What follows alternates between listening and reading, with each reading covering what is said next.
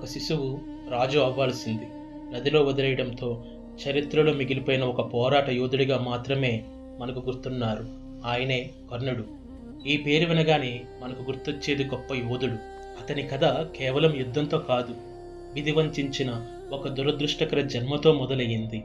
ఆ నది ఒడ్డున సూర్యకాంతిలా బంగారు కవచకుండలాలతో పుట్టిన అద్భుతమైన బాలుడు అతడే మన కర్ణుడు.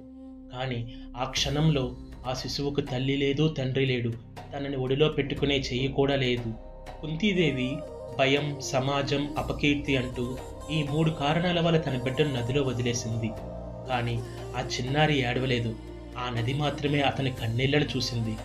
ఆ రోజే విధి నిర్ణయించింది, ఈ బాలుడు తన జీవితమంతా తన గుర్తింపు కోసం పోరాడుతాడు అని. ఒక సాధారణ సూత దంపతులు ఆ బాలుడిని కనుగొన్నారు, ప్రాణానికి ప్రాణంలా పెంచుకున్నారు. కానీ సమాజం అతనికి పెట్టిన పేరు ఒక్కటే, సూతపుత్రుడు అని. అందుకే అతని శక్తి ఎవ్వరికీ కనిపించలేదు, అతని విలువను ఎవ్వరూ గుర్తించలేదు. ఇదే కర్ణుడి ప్రయాణానికి ఆరంభం. ఇది వీరుడి జననం కాదు, ఒక బాధతో నిండిన ఆత్మకథ. రేపు ఈ బాలుడి జీవితాన్ని మలిచిన శాపం గురించి తెలుసుకుందాం. Stay tune.